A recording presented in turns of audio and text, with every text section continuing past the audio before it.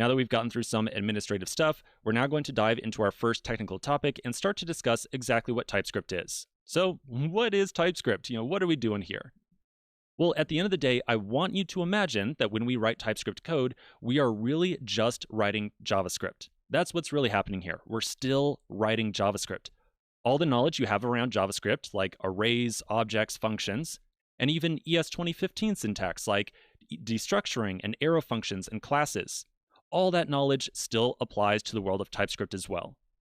The only thing that we're really doing with TypeScript is adding in a little bit additional syntax to our code to handle something called the type system.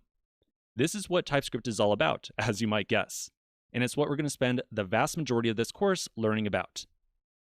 So let's get a quick overview on the type system and understand what's going on with it. The goal of the type system is to help us catch errors during development. In other words, when we're actually writing our code in our code editor. Think about how we catch errors right now with JavaScript code. Let's imagine that you're writing out some amount of JavaScript inside of your editor, and maybe there's a bug inside of it. How would you find that bug? Well, really, with JavaScript, the only way to do that is to actually execute your code and see that error appear. And that's not super efficient. So as an improvement to the development workflow, we use the type system to help us catch errors during development. While you and I are writing our code, TypeScript is going to be constantly analyzing it and looking for bugs. If it finds any possible bug, it's then going to pop open an error message inside of your code editor and tell you, hey, something might be wrong here. And that's going to essentially be a signal to you as the developer that you might need to fix up your code. Now, to do this error checking, the TypeScript compiler is going to use something called type annotations to analyze our code base. You and I are going to be responsible for adding in these type annotations. You can kind of think of these type annotations as being like little comments to describe the purpose of our code or the information that is flowing through our program. The type system is only active during development. So in other words, once we go to deploy our application or even run it inside of our browser in a development environment, the entire type system falls away.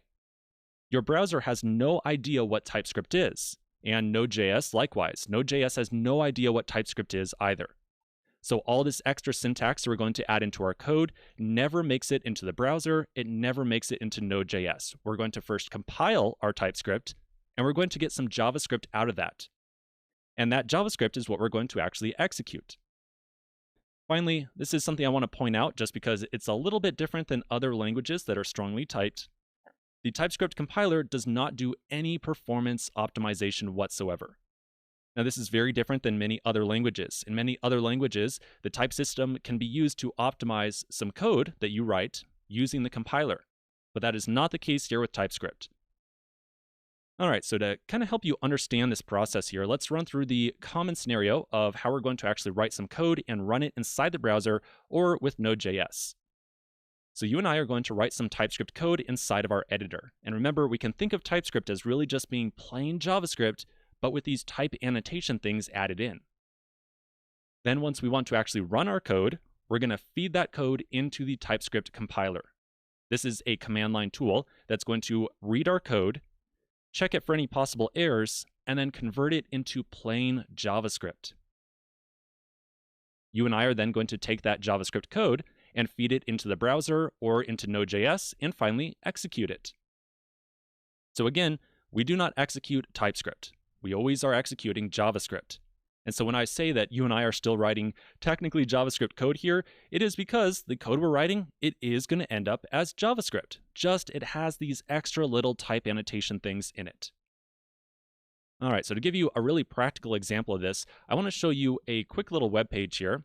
This is a in-browser TypeScript compiler. So I'm going to open up this link inside of a new browser tab. Now, on the left-hand side, you're going to see a little bit of TypeScript code. And I know this is kind of cut off right there, but I just want to give you the impression that this TypeScript right here has a bunch of additional syntax in it, right? Just take a look at this code. We don't need to understand what it does. You can tell at just a glance that there's a lot of extra stuff in here, and it does not look like normal JavaScript. So on the left-hand side, we've got the TypeScript. This page is going to compile that code and then print out the equivalent JavaScript on the right-hand side. So this is the output from the TypeScript compiler. And looking at that, yep, it sure looks like plain JavaScript. So I can't say it enough. Like I said, I'm going to repeat it many times throughout this course. We're still writing JavaScript code. We're just adding in little extra pieces of syntax here and there. And these extra pieces of syntax are meant to help the TypeScript compiler understand what we're trying to do with our code base so it can help us catch errors. That's it. That's the entire TypeScript world. All right, let's do a quick wrap up on what we learned in this video. So first off, when we write TypeScript, we're still writing JavaScript. We're just adding in these extra little type annotation things. Secondly, TypeScript has no effect on how our code actually gets executed. In other words, there is no performance optimization or anything like that. Now finally, the best way to think of TypeScript, in my opinion, or kind of an effective analogy, is to think of TypeScript as being like a friend who is sitting behind you while you are writing code. And maybe that friend is looking at every line of code you're writing and helping you catch errors. That's what TypeScript is really doing for us. It is a helper to help us catch errors. It doesn't actually have any impact on the final code that we output or the actual code that we run inside the browser. It's just there during development. Okay, so now we've got a better idea of TypeScript. Let's take a quick pause right here, and we're going to do a little bit of environment setup in the next video.